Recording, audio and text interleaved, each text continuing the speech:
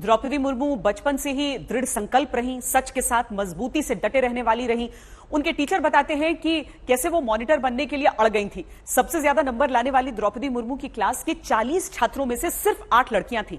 इसीलिए टीचरों के मन में आशंका थी कि वो पूरी क्लास को कैसे संभालेंगी, मगर द्रौपदी मुर्मू ने खुद को सही साबित कर दिया।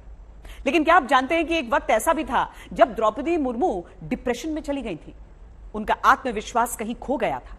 अब द्रौपदी मुर्मू से जुड़े 4 हादसों की कहानी देखिए।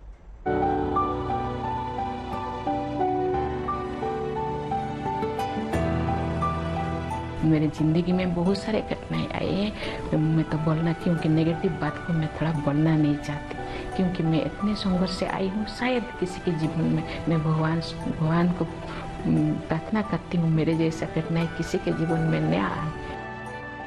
देश की पहली महिला आदिवासी राष्ट्रपति द्रौपदी मुर्मू के मुंह से ये बातें सुनकर आपको हैरानी हो सकती है, लेकिन उनका जीवन संघर्षों से भरा रहा है, जिसमें वो एक के बाद एक निजी क्षति के बावजूद चट्टान की तरह खड़ी रही। साल 2010 से 2014 के बीच द्रौपदी के 2 बेटों और पति की मौत हो गई। उनकी जिंदगी में शून्यता आ गई। एक दिन मैंने सुना कि बच्चा सुबह नहीं है, तो चले गए, शरीर छੱਡ दिया। तो क्या हुआ मुझे पता नहीं, तो मैं थोड़ा टूट गई।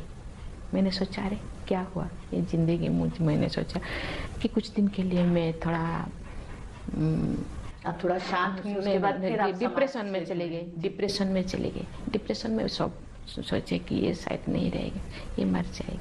लेकिन मैंने सोचा मुझे जीना है, तो कुछ लोग तो है, लोग मुझे मेरे पास आए। अरे लाखों लोग, आपके एक बेटा चला गया तो क्या हुआ। साल 1984 में द्रौपदी मुर्मू के जीवन की पहली ट्रेजेडी हुई। उनकी पहली बच्ची ने महज 3 साल की उम्र में दुनिया छोड़ दी। 25 अक्टूबर 2010 में उनके बड़े बेटे लक्ष्मण मुर्मू की मौत हो गई। वो महज 25 साल के थे। 2 जनवरी 2013 को उनके छोटे बेटे बिरंची मुर्मू की मौत हो गई। तब उनकी उम्र 28 साल थी। 2 बच्चों की मौत से उनके पति सदमे में चले गए और साल 2014 में श्याम चरण मुर्मू 55 साल की उम्र में उनका साथ छोड़कर चले गए। एक के बाद एक इन सदमों से निपटने के लिए द्रौपदी मुर्मू ने आध्यात्म का सहारा लिया और वो रायरंगपुर के ब्रह्म कुमारी संस्थान से जुड़ गए।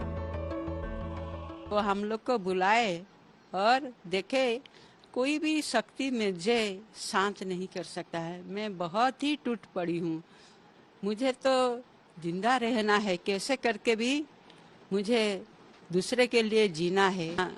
हम लोग को बुलाए और फिर हम लोग निमंत्रण दिए, आप भी कम से कम आइए, यहाँ पर मेडिटेशन कीजिए।